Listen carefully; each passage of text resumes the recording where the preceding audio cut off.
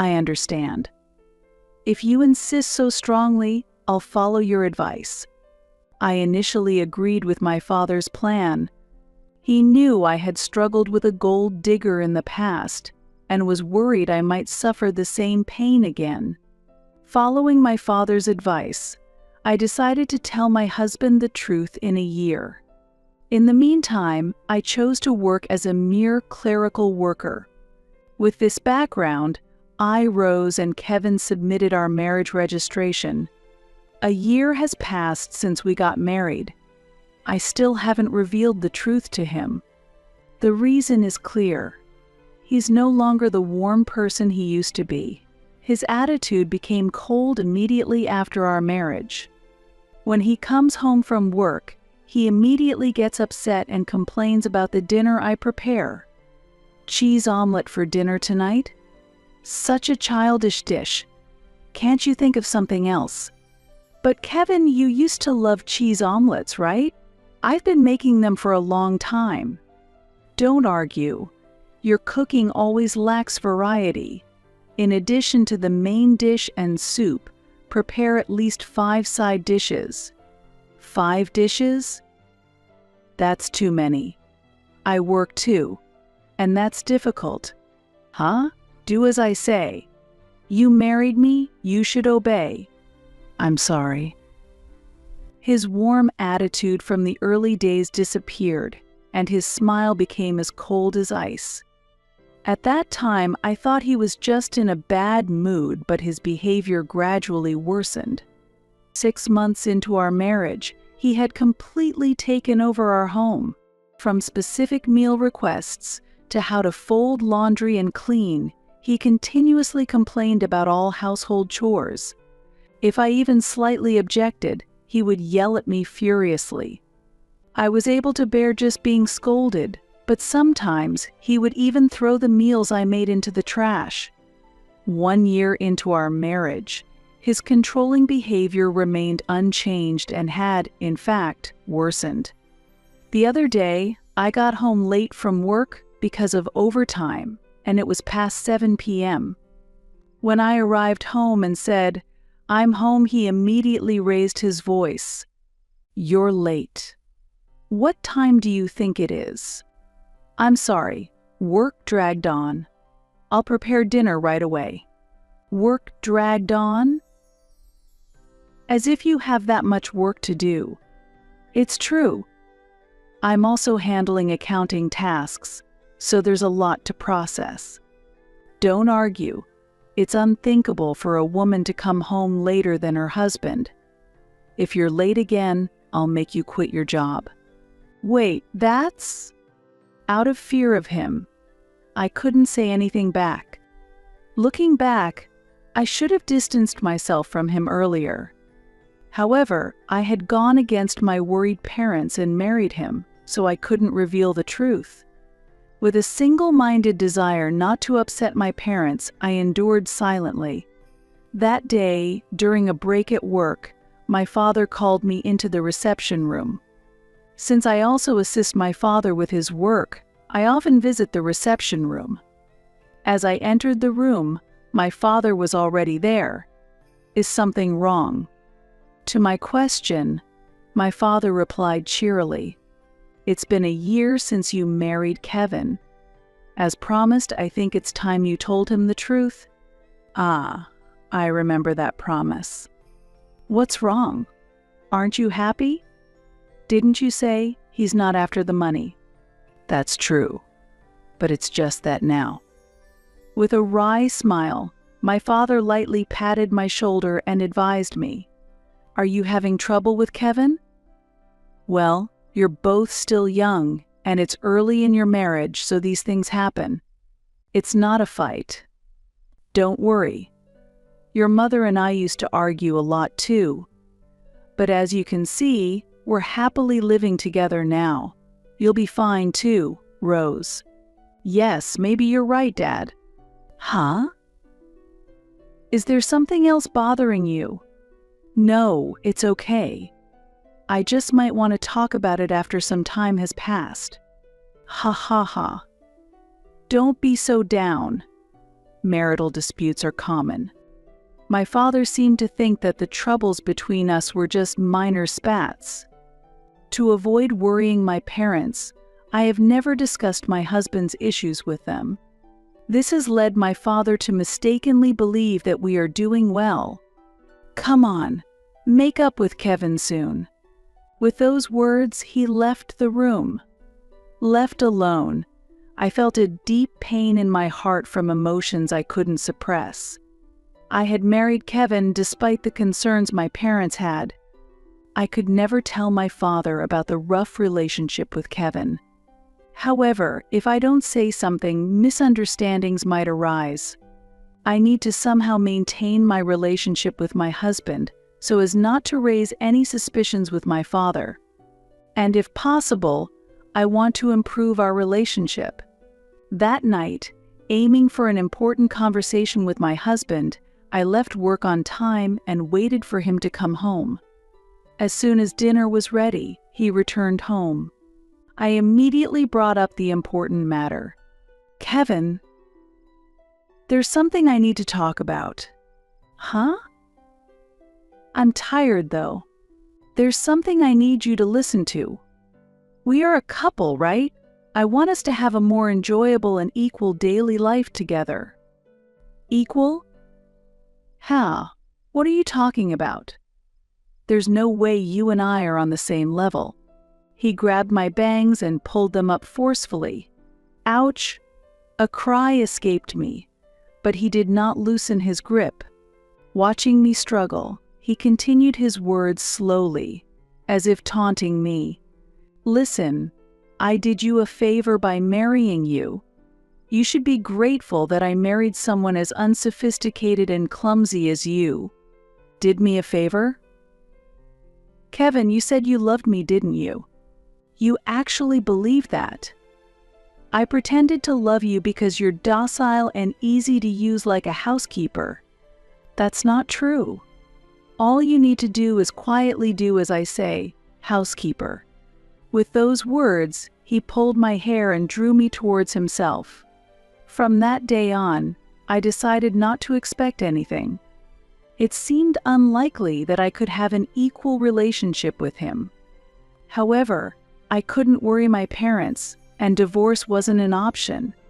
Gradually, I lost my appetite, and I began to live my days as merely a housemate with my husband. One morning, I woke up feeling extremely lethargic.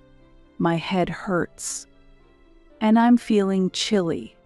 When I took my temperature, it shockingly read 105 degrees. Enduring the pain in my joints, I somehow managed to get up and spoke to my husband. Kevin, I'm sorry, but I don't think I can make breakfast this morning. What? Why not? I have a fever of 105 degrees. It's too painful to move. Can I just rest today? He sighed loudly and then shouted angrily. Unacceptable to skip work just because of a fever. Get to work now. You're useless. Please forgive me.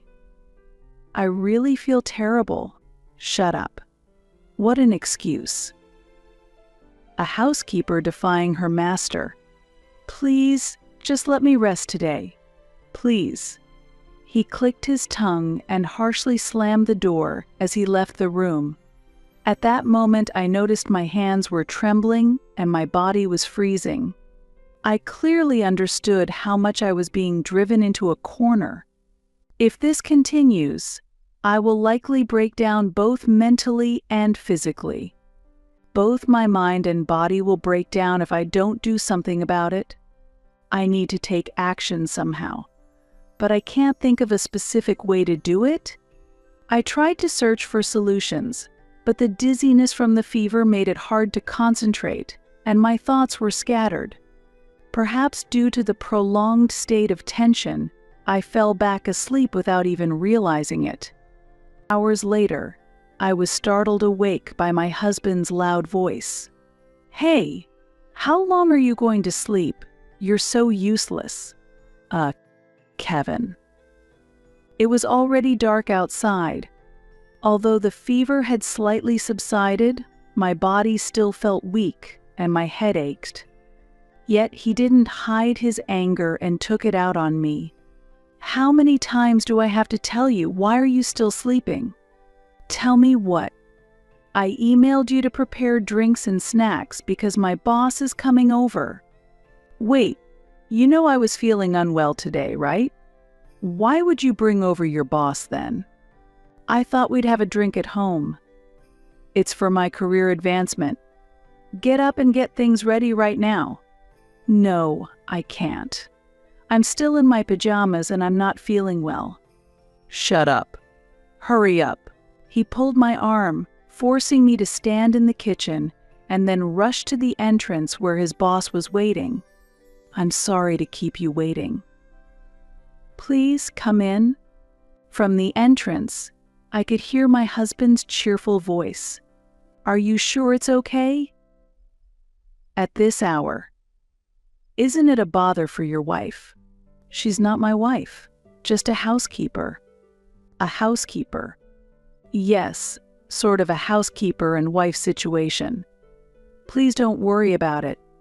As he spoke, my husband led his boss into the living room. In my pajamas, still without makeup, I greeted him in embarrassment. "Nice to meet you. My husband often speaks of how much he appreciates your support. I apologize for my appearance." "Ah, I'm Manager Powell. Sorry for dropping by unexpectedly." "Please don't worry about it. I'll prepare some drinks right away." As I headed back to the kitchen, harsh words from my husband followed. "Come on, start cooking already. You're really useless." "I'm sorry, please wait a moment." "If you have time to talk, you should be moving your hands.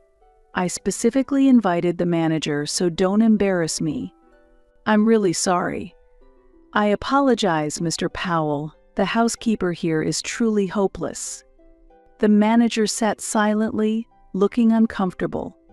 As I carried the drinks and snacks, my husband continued to complain. The moment my husband went to the restroom, Mr. Powell, the manager, spoke to me. Unable to ignore him, I hesitantly responded to his question. "Yes. How can I help you?" "Oh, yes. You are Miss Sanders, the daughter of President Sanders, aren't you?" My last name used to be Sanders. He was referring to my father when he mentioned President Sanders. "Yes. How do you know that?" "I once visited your father's company for business purposes and met you there. I remember you served us coffee that time." I usually assist with business meetings at my father's company, serving coffee and being introduced as his daughter. And Mr. Powell was one of those business associates. I knew that my husband's company was a partner company of my father's business, but I had not yet told my father that my husband worked at the company where Mr. Powell was employed. While glancing towards the restroom, Mr. Powell continued in a whisper. Is your husband always like that?" "Yes, unfortunately." "I can't believe it. That you're being treated this way. Why don't you tell your father?" "It's just that." "Please don't ignore this issue. Let me do something about it." After saying that, Mr. Powell looked at me intently, then quickly gathered his belongings and left the scene. At that moment, I felt as if a long-standing burden had been lifted. It was as if someone had appeared who was on my side, giving me a sense of relief. Meanwhile, when my husband returned from the bathroom, he couldn't hide his surprise that Mr. Powell had left. "Why didn't you stop him, you useless airhead?" Despite his shouting, the encouragement from Mr. Powell gave me the strength to endure. A few days later, I was summoned by my father and went to the company's reception room. When I entered the room, there was Mr. Powell and my pale-faced husband. "Wait, why is Kevin here? And Mr. Powell too?"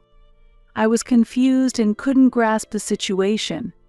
In the tense atmosphere, My father began to speak with a stern face. "I've heard everything from Mr. Powell. You've been treated terribly by Kevin, haven't you?" "Yes, that's—" "I understand. You were keeping quiet so as not to sadden me, weren't you?" "Dad." "Mr. Powell, thank you. It's thanks to you that my daughter was saved." As Mr. Powell smiled in response to my father's gratitude, my father turned a stern gaze to my ashen-faced husband. "Kevin, I had no idea you were such a person. I shouldn't have allowed my daughter to marry you." "Wait, please." My husband tried to counter in a frightened voice. "I had no idea your father was our business partner, and that you were the president's daughter." "Shut up. Are you saying you would have treated Rose better if you had known? You are truly the worst." "No, that's not it. There are circumstances." "There are no circumstances. I plan to discuss your actions with the president of your company. I've known him for a long time. Please forgive me." My husband knelt down, tears streaming down his face. Then, with a desperate expression, he began to plead for my help. "Rose, could you please talk to your father? What should I tell him?" I exploded with the anger I had been suppressing. "Do you understand how much your domineering attitude has tormented me? I've endured and tried to improve our relationship, but you've ruined everything. You treat me like a housekeeper, hurling terrible words. Can you comprehend the humiliation I felt?" "Wait, Rose. Please forgive me. Be quiet. Never mention my name so casually again. No matter how much you apologize, I can never forgive your past actions. Whatever difficulties you face in the future will not affect me at all. It's entirely your own doing. Understanding this, never show your face to me again. Please don't appear in front of me ever again," I declared firmly. In that moment of exploding anger, my husband crumbled, weeping and engulfed in deep sorrow. Mr. Powell firmly grasped my husband's arm, apologized, and quietly left the reception room. This was the catalyst for our decision to divorce. After my father explained the whole situation in detail to Kevin's employer, Kevin lost his job. Kevin had a history of poor attitude at work, and this behavior directly contributed to his dismissal. The firing was entirely justified, so he received no severance pay. After the divorce, he moved back to his parents' home, but having been fully informed of all circumstances, he was ostracized by his family. Currently, he is working long hours in a factory with live-in accommodations, leading a very harsh life. Because he also has to pay alimony to me, his financial situation is even more strained. As for me, I have moved back to my parents' home after the divorce. There I am putting all my efforts into settling my mind and rebuilding my life. While focusing on work, I have significantly recovered mentally. I keep in regular contact with Mr. Powell, and we maintain a supportive and good relationship. I haven't thought specifically about remarriage yet, but in the future, I hope to build a new family with a partner as understanding as Mr. Powell. When that time comes, I will be ready to create a positive chapter life.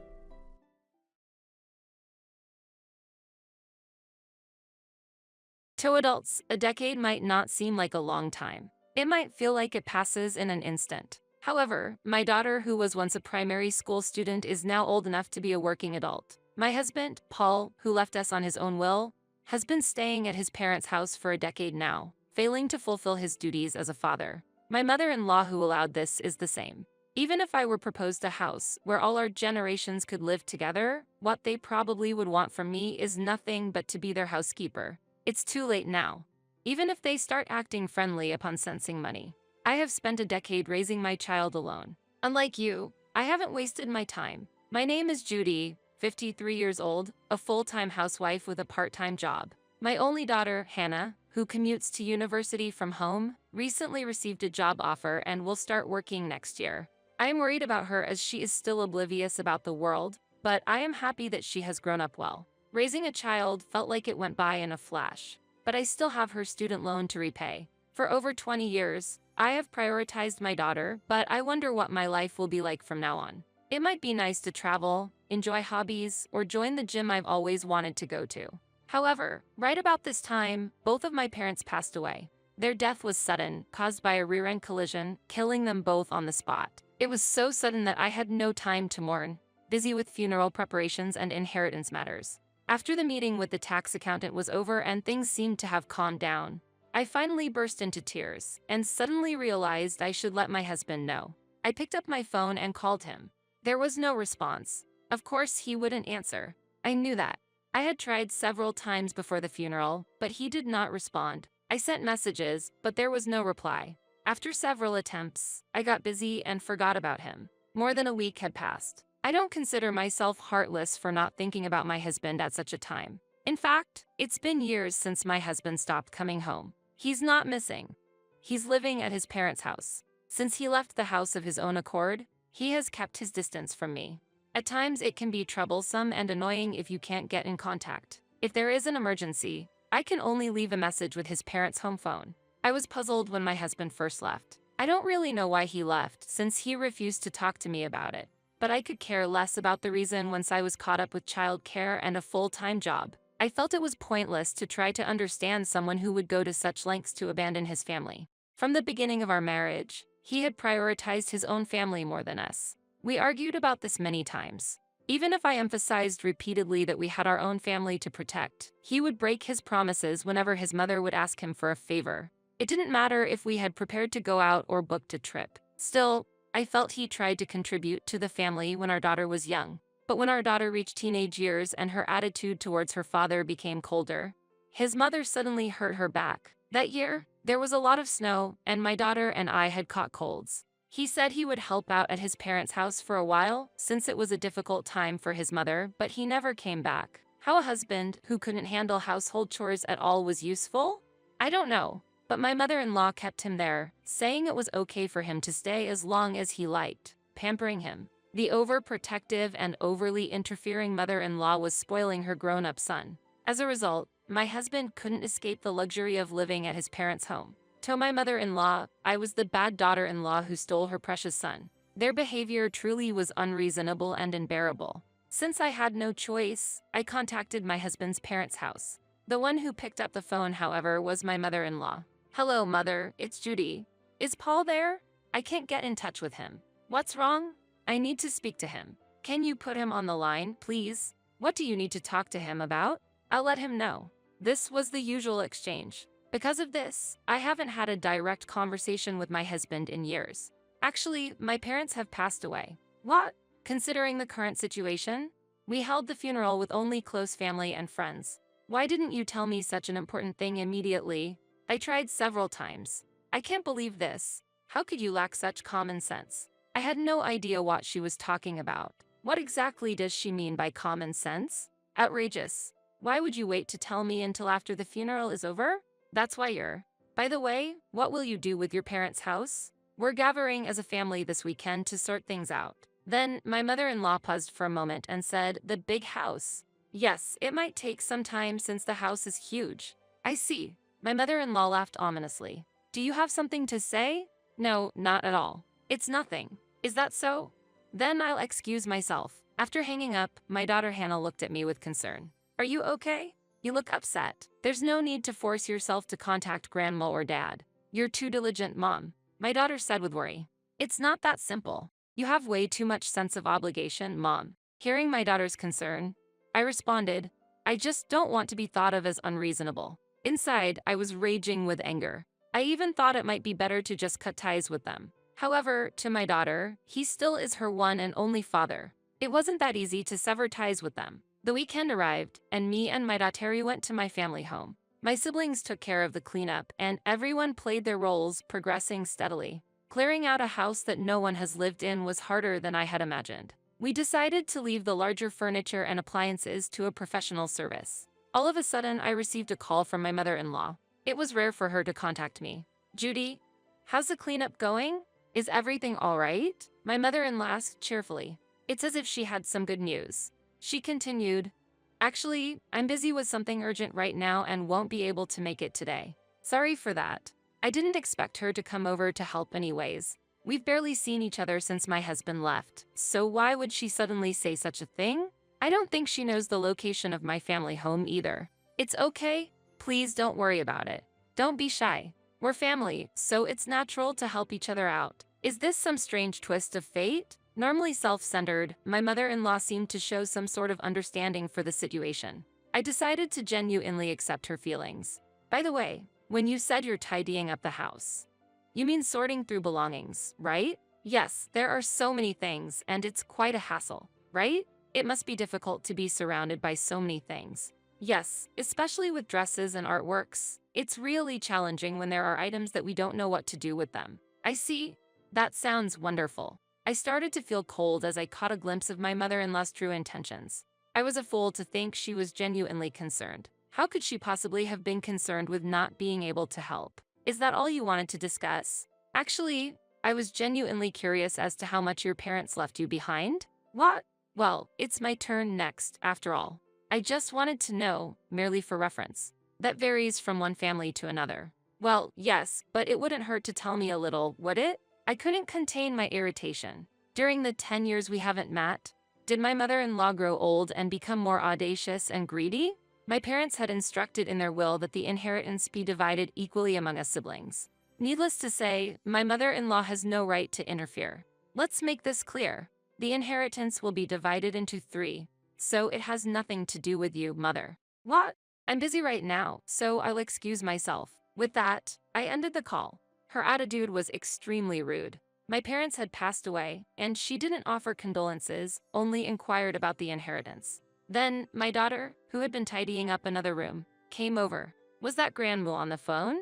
Yes, it was. What happened? Nothing for you to worry about. I replied with a wry smile, and my daughter looked slightly displeased. I'm an adult now, you know. Stop treating me like a child. I hadn't meant it that way, but her assertive response surprised me a bit. Indeed, she is now of an age to be treated as a full-fledged adult. I felt a mix of happiness and an indescribable sense of loneliness. Mom, I know what's going on. What do you mean? If my guess is right, I want you to make one promise. A promise? What kind? That's when I made a special promise with my daughter. A week passed, the house cleanup was nearly finished, and I was thinking of returning to work when the doorbell rang. Thinking it was the delivery guy, I opened the door to an annoying long time no see. I should have checked first. If I had known, I wouldn't have opened the door. There stood my mother-in-law and... Who was that next to her? A loose, unshapely figure with thin hair fluttering in the breeze. Was this middle-aged man, wearing a stretched-out sweatshirt looking filthy, really my spouse, Paul? I stared in disbelief at first and said, "You've got the wrong address." As I was about to close the door, my mother-in-law said, "Don't joke around, Judy." Breaking the silence and visiting without any prior announcement. What did these two want? And most of all, why was my mother-in-law in such high spirits? Despite never allowing any space between her and her beloved son, my mother-in-law breezed past me and entered the room with confidence. Wait, mother. My husband followed her in, entering my property without asking. Maybe he didn't need permission since it was his home too. But the 10-year gap had practically made him a stranger to me. And I certainly didn't want to welcome this unsightly man into my home. I have a surprise for you, Judy.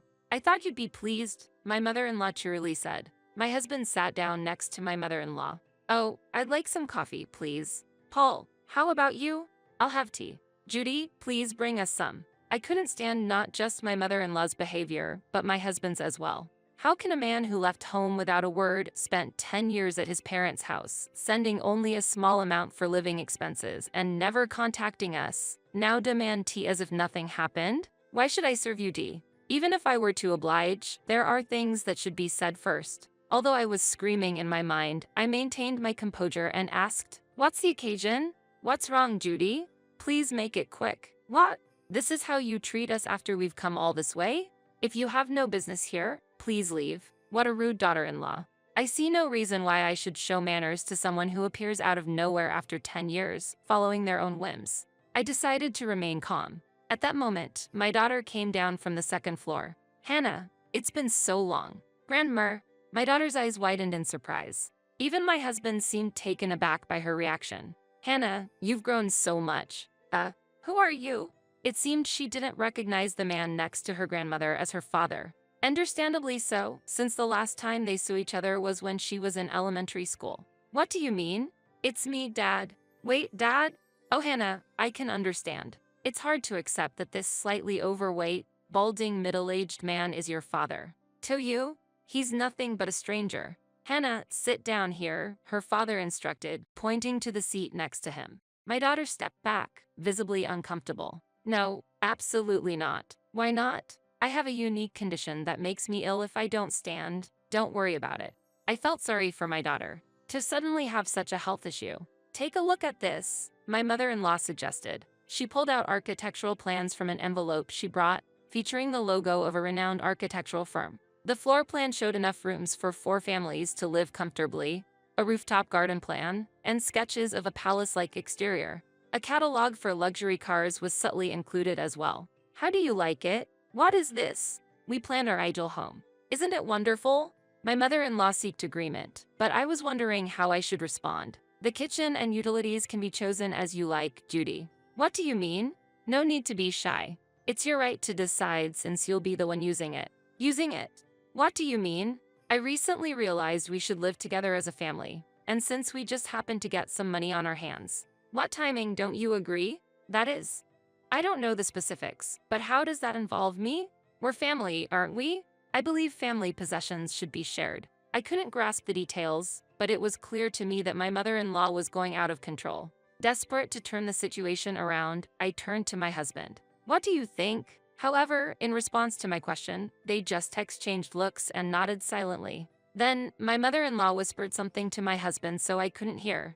It's as if a secret meeting was taking place. My husband finally spoke up. Seems like it's time for me to return home. Confused, I let out an unintelligible noise. What? With the $3 million we inherited, I'm thinking of building a 2-family house to live there with my parents. My mother-in-law nodded smugly. Isn't that a great plan?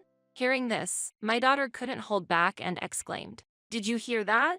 Mom, it's just like I said." I couldn't help but laugh. Haha, I can't believe it really turned out just as you said. Ahaha, Hannah, you're amazing. We shared a laugh, and the atmosphere lightened. Seeing this, my mother-in-law and husband also seemed pleased. I'm glad you two agree. True. The construction date is already set, and all that's left is to pay the down payment. My daughter confronted the two, who seemed to be misunderstanding. You're completely wrong. Grandma, Dad, don't you think you're being a bit too oblivious? Huh?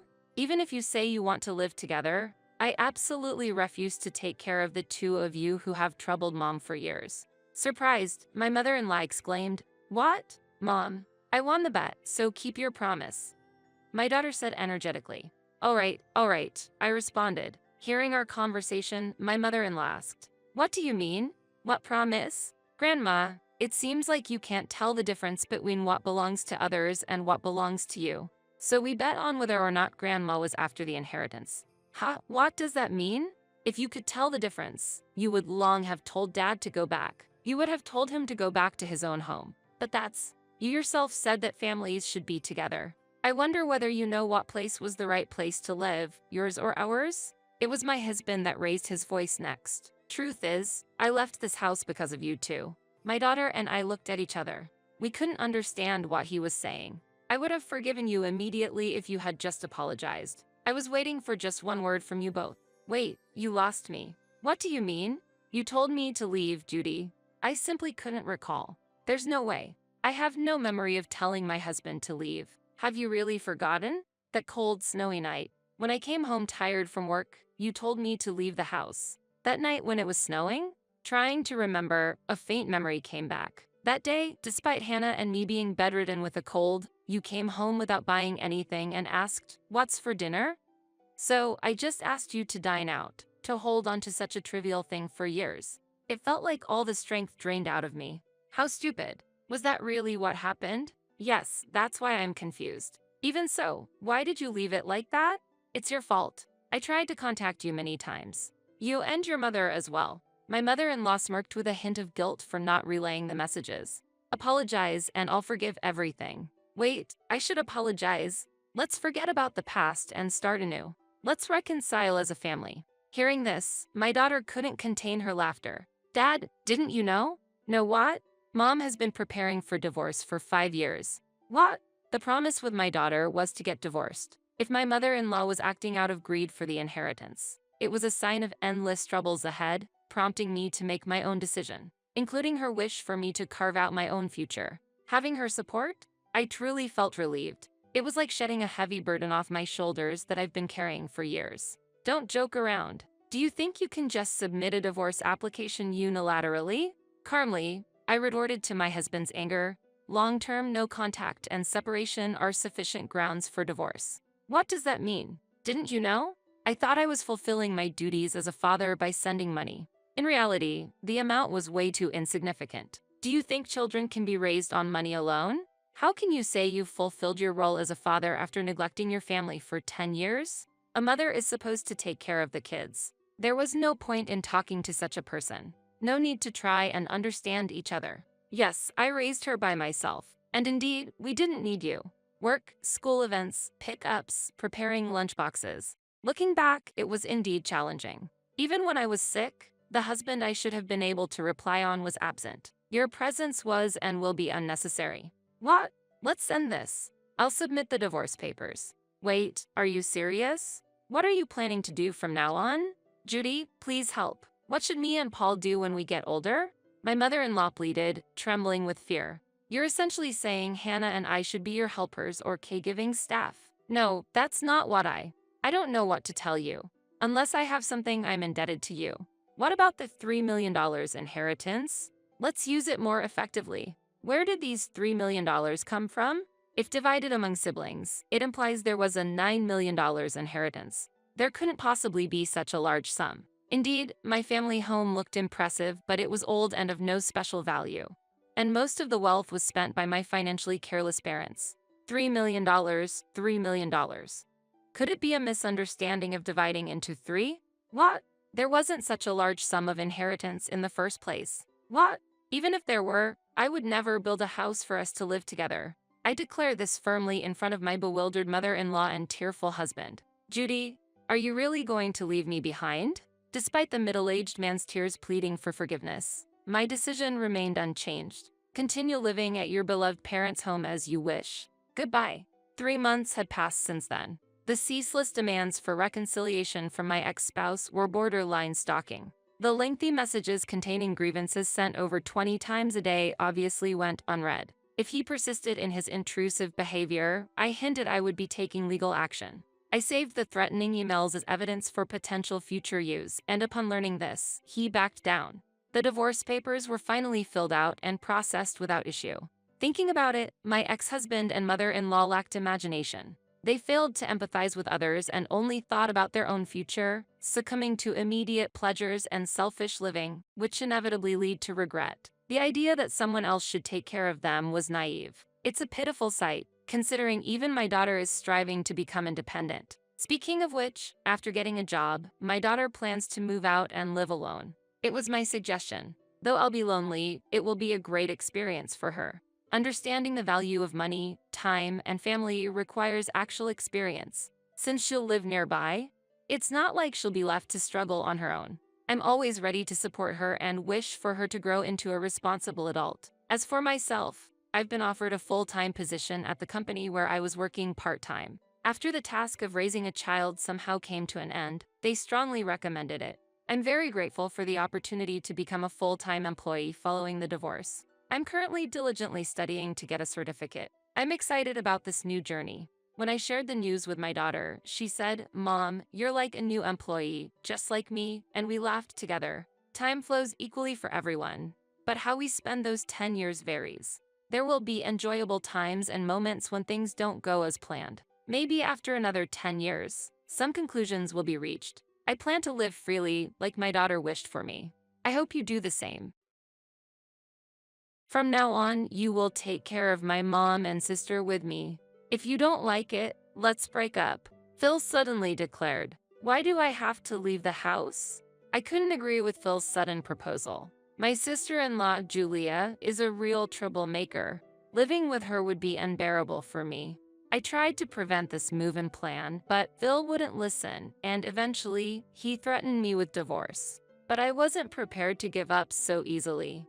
I intended to find his weakness and turn the situation around. If he thought he could keep his secrets from me, he was gravely mistaken. I am Mandy Reynolds, a working housewife in her second year of marriage, age 38. We currently don't have children, but I wish we had. After graduating from vocational school, I worked full-time at a general hospital but reduced my hours for fertility treatments.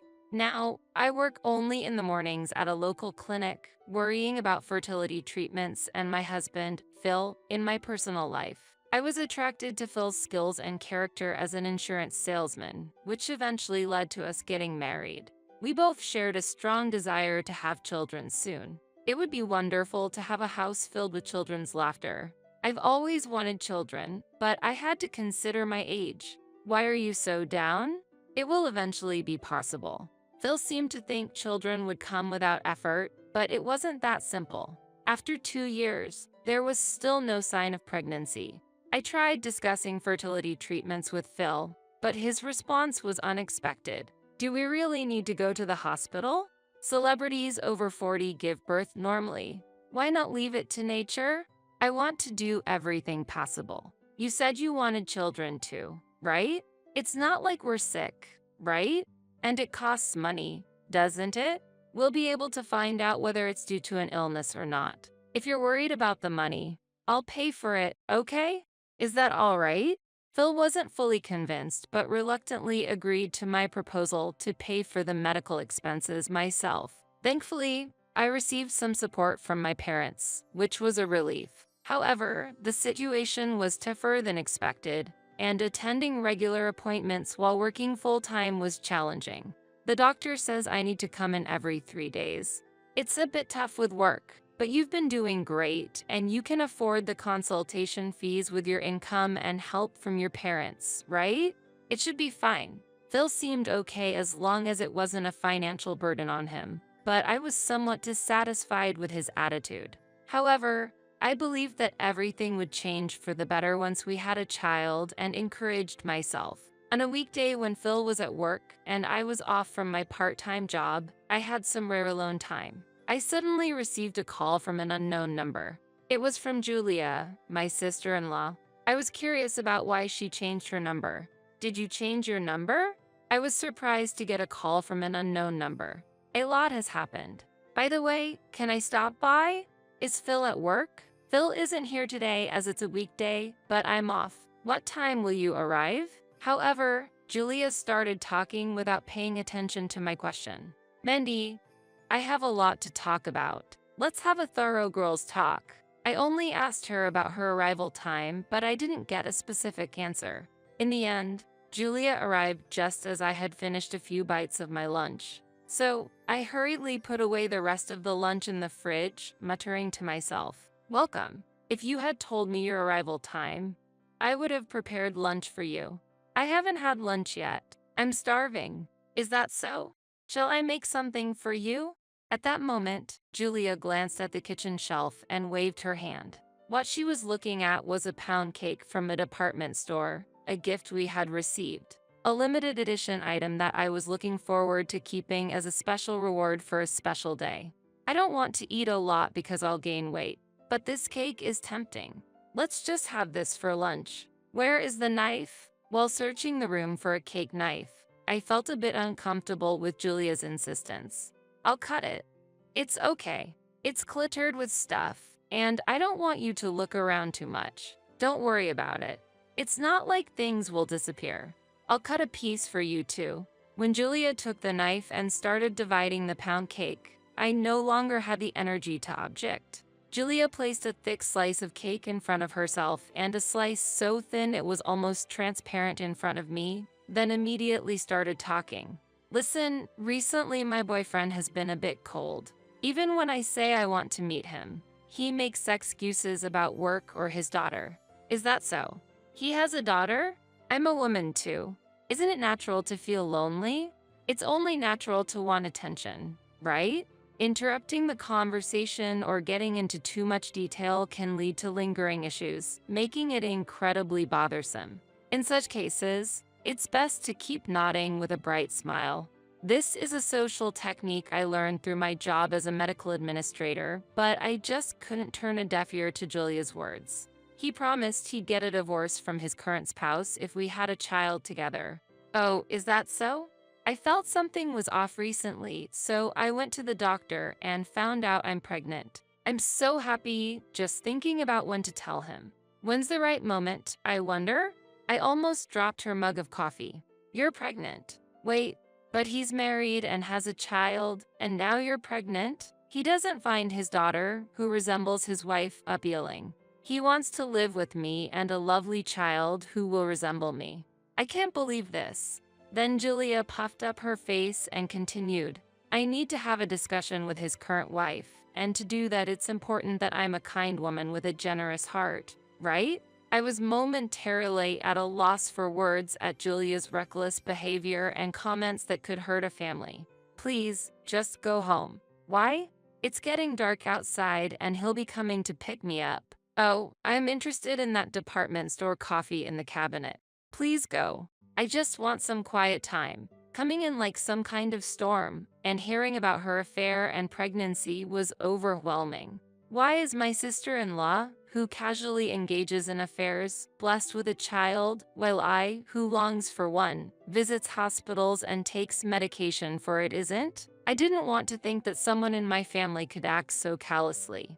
Confusion clouded my mind, unable to grasp the situation. About a week after Julia's sudden visit and shocking revelation, Phil came home unusually early from work. Oh, home on time today? It's rare since you often come back late. As I spoke, Phil roughly set down his bag and approached me. I heard from Julia. You said some terrible things to her? What terrible things? She did come over, but I didn't say anything terrible. While responding, I realized he might be referring to the affair and pregnancy, but it was too late. Julia called me crying the night before last. As her brother, I can't just watch her cry. But isn't it unreasonable to say nothing when someone is engaging in morally wrong actions? What are you saying? Are you saying my sister did something immoral? Say it clearly. Affairs and pregnancies were delicate issues, not something easily discussed with a husband, and such matters should be conveyed by the parties involved. One should not intervene rashly. Phil continued his one-sided accusations while I remained silent. Probably just hormonal and taking it out on others, right? You always get emotional so quickly. I wanted to retort, who is being emotional here? But in this situation, Phil wouldn't listen to anything. Caught up in playing the heroic role of protecting his troubled sister. I feel sorry for Julia. Make sure you apologize to her. I couldn't fathom why I should apologize. However, not wanting to exacerbate the issue, I reluctantly apologized. I did apologize later, but the mood was sour and we couldn't have a proper conversation. The next day, as if nothing had happened, phone calls and messages started coming in again. The frequency of her messaging increased, becoming somewhat burdensome.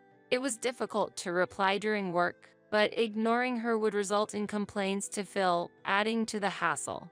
Reluctantly, I responded briefly and engaged in the conversation, but I wanted to avoid her bragging about affairs regardless of the time of day or night. Despite trying to discuss Julia's matters with Phil several times, it was to no avail. You are essentially a housewife now, so you should be able to handle conversations with Julia. Or are you maybe jealous that she got pregnant first? Not at all. I'm busy too. Receiving messages that require immediate responses at night leads to sleep deprivation. Sleep deprivation? Julia is happy she can talk to you. She didn't expect to find someone so easy to talk to. Just listen to her for a bit. It seemed impossible to get Phil to understand. Despite my worries, the continuous messages from Julia remained a nuisance. However, I would later realize how naive I was to express my frustrations through phone calls and emails. About 2 months after I brought up Julia's matters to Phil, as the seasons changed and I considered switching to autumn clothes, the doorbell rang. Had I ordered something? As I headed to the entrance, an unexpected sight greeted me. Boxes piled up as if they were part of a move were being brought into the house. They were addressed to Phil, likely work-related items. But since their arrival, there had been no contact from Phil, and he hadn't returned home. Would have been nice to have prior notice. 3 days after not hearing a single word from Phil, he returned late at night, as if nothing had happened. "Hey, I'm back. No welcome? I'm trying to sleep. It's 1 a.m. Can you keep it down? Oh, you don't like that I'm back?" He was clearly aggressive, likely due to the alcohol. Approaching me, he stumbled over the large boxes and fell heavily. "Hey, what's with these boxes? You should have sorted them out. These are all addressed to you. I can't just open them without your permission. Are you talking back to me? Anyways, you should take care of these." I was stunned by Phil's statement. "What do you mean? I should handle them?" Just as I said, these belong to Julia and my mom. Mostly Julia's stuff, though. Wait, why are Julia's and your mother's belongings being sent here? Phil began to explain cheerfully, as if a long-awaited plan was coming to fruition. "It's all for my dear sister. She's currently renting and her lease is up for renewal. With talks of moving in with her boyfriend or getting married soon, I need to take care of her a bit. I wasn't aware of such plans. I'm about to be promoted to assistant manager, so my salary will increase. It's all good." Having had little contact with Phil's family since our marriage 2 years ago, this new development was bewildering. "You said you weren't getting along with your parents and were estranged, right?" "Yeah, family felt bothersome for a while. But now, with the promotion and pay raise, it's the perfect opportunity to give back to my parents and sister. Are you really okay with suddenly living together? We'll manage. Besides, there's a spare room. If we convert your room into storage space, there should be plenty of room for 4 people to live comfortably. Don't see a problem, do you?" His attitude assumed everything would go smoothly, but I was far from convinced. Moreover, Phil's offer to support Julia before her marriage made me wonder how much he understood our conversations. The information I received was quite different, leaving me anxious. "From now on, you will take care of my mom and sister with me. If you don't like it, let's break up," Phil suddenly declared. It's difficult to respond to such a sudden request. Even if it's for a short period, I prefer to avoid living together. Then we have no choice but to get a divorce, and I'll leave. Then go ahead and try? But I couldn't just leave immediately. I needed to prepare as much as possible in this house first. I needed to see Phil struggling. So I started by organizing Phil's belongings. I've always doubted his sincerity. Sometimes he came home late at night smelling of woman's perfume, and suspicious cards were frequently found in his pockets. He seemed like a fool if he believed I hadn't noticed with such clear evidence. When I checked the computer we share, I found that Phil had left his account logged in. I was able to go through his emails, and eventually, I was able to confirm his affair. Sugary sweet messages were lined up. The sender was a woman's name. Further investigation revealed newsletters and reservation confirmations from a hotel. It appeared he had visited every Wednesday and Friday. He always said he would be late due to drinking parties with juniors on Wednesdays and with bosses or clients on Fridays. But now I knew the real reason behind it. I knew the name of the hotel, so if I followed him, I thought I would be able to get photographic evidence. However, I was an amateur and wanted to avoid getting caught. I had to devise a plan to obtain solid evidence through surveillance. Julia planned to visit in 4 days, but by then, I was determined to investigate Phil's infidelity and monitor Julia's behavior.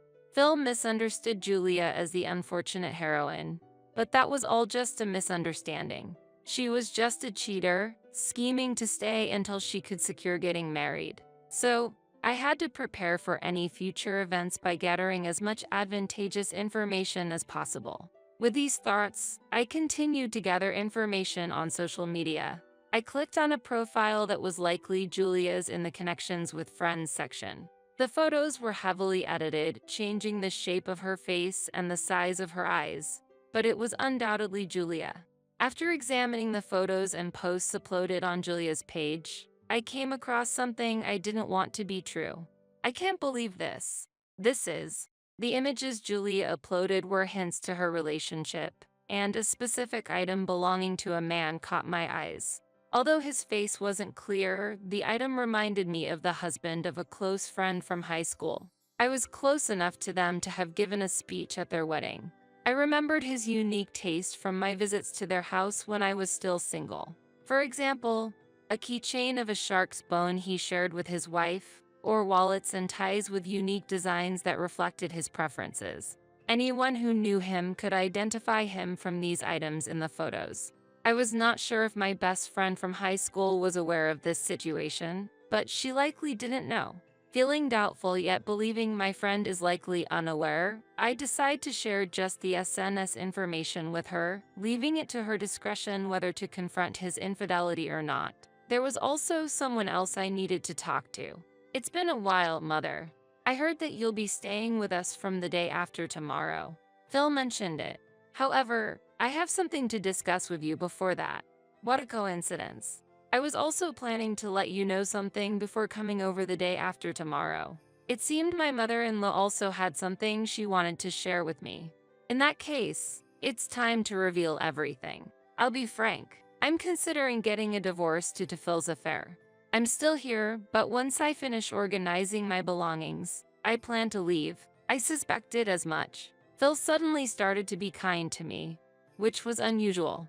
Do you have evidence? It was understandable that my mother-in-law wanted to see evidence. If her son was committing adultery and that was the reason for the breakup, naturally, she would want to see the evidence. Please look at this. I found it on the computer we share. The exchange of emails and photos prove everything. I see. Is this all the evidence you have? While flipping through the printed emails, my mother-in-law asked a heavy question. Her gaze was suffocating. This is all I have for now. When I confront Phil, I want to have solid evidence, but it's not perfect yet. Well, considering his character, excuses and lies are expected. Please use this and hire a detective. She slowly took something out of her bag, revealing a bank book and a card. What are these funds? It's part of my husband's assets. He had an affair in the past, so I despise infidelity and affairs. Isn't this the perfect opportunity to teach him a lesson? While saying this, my mother-in-law smirked secretly. I had hardly spoken to her before and found her a bit intimidating, but I never expected her to be this supportive. Use these funds to make him take full responsibility. I highly appreciate that a capable woman like you married my irresponsible son, so don't hesitate to rely on it. With my mother-in-law's support, I hired a detective specializing in tracking infidelity and obtained solid evidence. Deciding when to confront Phil with it required carefully thinking things through. 2 weeks after my mother-in-law and Julia started living with us, I was ready to begin my new life. During a holiday, a letter addressed to Julia was forwarded to our house, triggering an unexpected revelation. What? I can't pay $30,000 at once. Weren't you planning on getting married soon? What happened? It's from his wife, demanding compensation. Phil immediately stood up, snatched the document from Julia, and exclaimed, "What's this? A woman's name as the sender? It must be fake, slander, or harassment." Somehow, Phil seemed to believe Julia was completely innocent. Meanwhile, my mother-in-law seemed utterly unaware of the situation. The beloved boyfriend Julia mentioned before is my best friend's husband. You were pregnant, and if the baby was born, he was going to leave his wife and marry you, right? Were you really planning to do that? Was that all a lie? I can't believe it. Trying to destroy someone else's family. While saying this, Julia started to tearfully insist on her innocence. But the relationship with his wife was already strained, and they were on the brink of divorce. He said he wanted to raise our child together, that he wanted our baby. Their relationship was already over, right? So it's not adultery or an affair, and there's no reason for compensation. Look, this must be some kind of prank. Julia has always been the target of jealousy and envy. Feeling it was time to speak up, I broached the subject with Phil. So, you're saying infidelity and affairs are not a problem? Yeah, it's part of being a man, and constantly dealing with compensation and lawyers seems excessive. Just overlook it. I spread the photos taken by the detective across the table. The person in these images is unmistakably you, Phil, right? According to the research, you were having an affair with a woman called Sarah, your business partner. Please stop belittling people. Disregarding my rage, Phil still managed a light laugh. I've said it before, but this is a man's pride. If you can't understand this, social life will be difficult. That's enough. My intention to divorce is firm, and the responsibility lies with you, Phil. Of course, I'll be demanding compensation as well. Wait a minute. That's unacceptable, right? What's this about compensation? Calm down a bit. While this was happening, my mother-in-law raised her voice in anger. I've been listening to all this nonsense all this time, and there's no saving Phil or Julia. I never thought my own children would have such a rotten personality. I'm disappointed. Wait, I don't have that kind of money. Mom, please pay for it. Think of it as the college tuition I never used. No matter what excuse you have, I won't be convinced, so just give up. As my mother-in-law and Julia were arguing, Phil turned to me, seeking clarification. You're not seriously considering divorce and compensation, right? You still love me, don't you? What are you talking about? You cheated on me, made unilateral decisions, and who was it that threatened divorce if I didn't accept living with your mother and Julia? All of a sudden, Phil started to cry hearing my response. My meeting with Sarah was fate, true love. What we had was a completely different kind of love. You understand, right? You'll support our love, won't you? I wasn't able to understand you from the start, and I have no intention to do now either. I've finished packing, so I'm leaving this place. Are you really going to leave? What am I supposed to do? I looked down at Phil, who was pitifully pleading at my feet, and declared my final decision. I don't care. You'll be getting the divorce papers and documents about the compensation, so deal with them. Thanks to involving a lawyer, our divorce proceeded smoothly. An agreement was reached to ensure the payment of compensation. Although my mother-in-law lost her husband, she was healthy both mentally and physically and has started living alone for the first time in her life. She seemed to be leading a fulfilling life with her hobbies and training every day. As for Julia, it seems her affair and pregnancy became widely known. People's gossip was inevitable, and eventually it became a well-known fact. She was fired from her temporary job, and with the rumors about her affair spreading, it became difficult for her to find employment anywhere else. Moreover, Julia's affair partner ultimately chose to make up with his wife, my close friend, leaving Julia completely abandoned. One day, Julia, driven by anger, confronted me. You revealed his and my secret to his wife, didn't you? Was your promise to wholeheartedly celebrate our happiness a lie? Julia accused me furiously. I responded calmly. I never uttered a word about celebrating. Infidelity is unacceptable under any circumstances. Moreover, since she is my close friend, I could not stand by and watch her suffer and fall into misfortune. But your interference was unnecessary. Completely unnecessary. Julia raised her voice.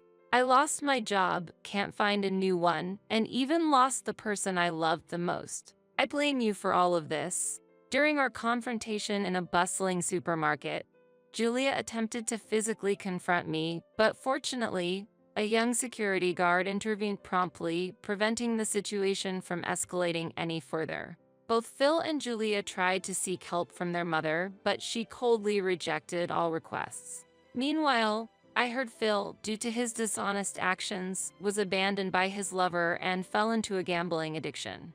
As a result, he was late in paying the compensation, so I decided to request his employer to garnish his wages. The rumor of the divorce caused by the compensation issue spread like wildfire throughout Phil's workplace, becoming a serious issue that could not be overlooked. Despite being a top sales performer respected by many colleagues, his personal actions were scrutinized, leading to his transfer to a department often referred to as the sideline room, where employees merely bide their time without meaningful work. After the divorce, I embraced my newfound freedom, fully enjoying my personal time. Although I once deeply desired to have children and build a happy family with Phil, that now seemed like a distant memory, and I decided to prioritize my financial independence. Furthermore, in my new partner, whom I met through work, I have found a serious and supportive relationship that brings a new sense of fulfillment to my life. He is a mid-career male nurse, skilled at empathizing with others, and our conversations always provide comfort and reassurance, whether or not we decide to have children. He is a trustworthy and wonderful person who accepts me entirely, allowing us to build our future together. I am determined to forge my path in life, focusing on pursuing my happiness.